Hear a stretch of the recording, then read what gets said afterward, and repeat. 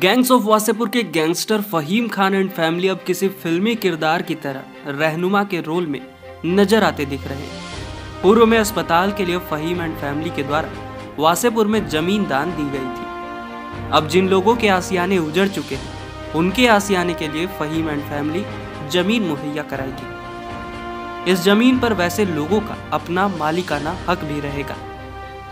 मुझे तो पता चला कि ये सेंट्रल का ही ऑर्डर से सब टूट रहा, तो उसमें गरीबों को उजाड़ा जा रहा, तो उसमें हम अपने ज़मीन से गरीबों के लिए आधा आधा कट्ठा ज़मीन दिए हैं। और समाज सेवा में इससे पहले भी मेरे पति ने और हमने और मेरे बच्चों ने ये करते हैं। अभी मैं हॉस्पिटल के लिए दान किए थे। दरअसल पिछले दिनों रेलवे के द्वारा अतिक्रमण हटाओ अभियान वासेपुर में चलाया गया था। इस अतिक्रमण हटाओ अभियान में करीब 85 लोग प्रभावित हुए हैं। रेलवे द्वारा अतिक्रमण किया गया था, आपके यहाँ पे घर तोड़ा गया है, कितने वर्षों से आप रह रहे हैं? हम यहाँ सर 8-10 बरस से रह रहे हैं और ठेला चलाते हैं। हमारा छोटा सा एक रूम था, उसी को बना के गुजर बसर करते थे। अभी बहुत परेशानी हो गया है घर लेने में। वासेपुर के जनप्रतिनिधियों ने काफी मदद किया आप लोगों को बचाने का, बचा नहीं पाया। आज फहीम खान के द्वारा आधे कट्टे जमीन देने की उन लोगों की बात की गई है जिनका घर टूटा है। इससे कितना संतुष्ट है आप? जी बहुत संतुष्ट है सर, अगर मिल जाएगा तो उनका बहुत बहुत शुक्रिया है। जी आपका यहाँ पे घर था रेलवे लाइन की, घर टूटा है।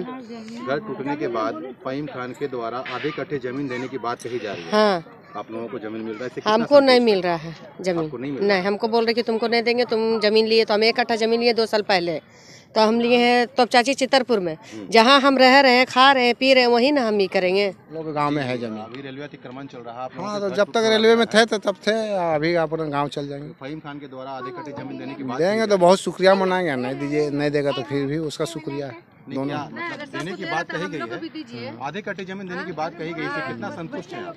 बहुत संतुष्ट है सर छिपाने के लिए छत मिल जाएगा तो बहुत, उसका बहुत बहुत शुक्रगुजार है। क्या नाम है आपका? ऐनुल हक। अतिक्रमण के दौरान इनके आसियाने उजड़ चुके हैं।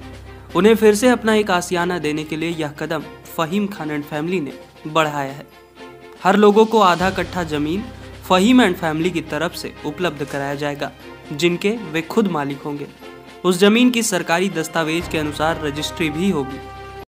अतिक्रमण हो रहा है, उन लोगों को जमीन देने की बात आ रही है फहीम खान साहब के द्वारा जी। और कितने लोगों को जमीन दिया जाएगा, क्या कुछ सिस्टम होगा जमीन ऐसा है कि जमीन अभी जितने भी लोग को दिया जाएगा, हम लोग तो यहाँ से लेके रांची तक ही दौड़े हैं।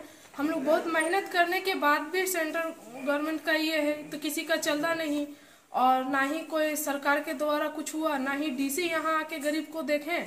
तो हम लोग और सिकंदर भैया मुंबई से कल ही आए हैं, जिसमें हम सिकंदर भैया, मुख्तार भैया, साजिद भाई, हम लोग सब बैठ के एक मीटिंग किए थे, जिसमें कि हम लोग आए आंटी के पास।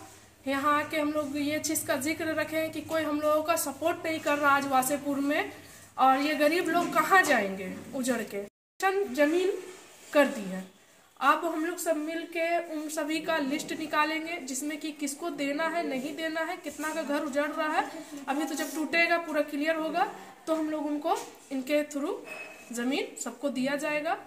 और यहाँ कोई सरकारी सुविधा हम लोग को नहीं मिला। हम लोग बहुत दौड़े यहाँ से लेकर रांची तक, और जो दुकानदार जो अभी अपना रोजगार से भी चला गया, उन सब के लिए अभी हम लोग का लड़ाई जारी है। जेल में बंद फहीम खान की पत्नी ने बताया कि काफी प्रयासों के बावजूद भी रेलवे द्वारा की गई कार्रवाई से वासेपुर में लोगों को बचा न सके।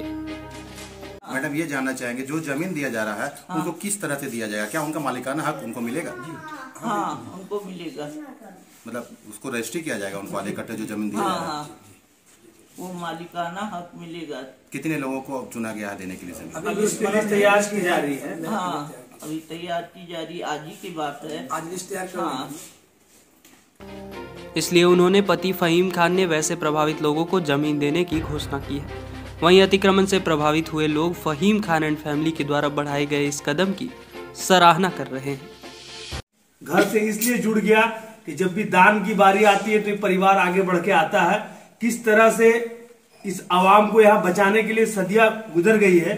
इतिहास है इस बात का कि इस खानदान के लोगों ने अपने जान देकर समाज की रक्षा की है।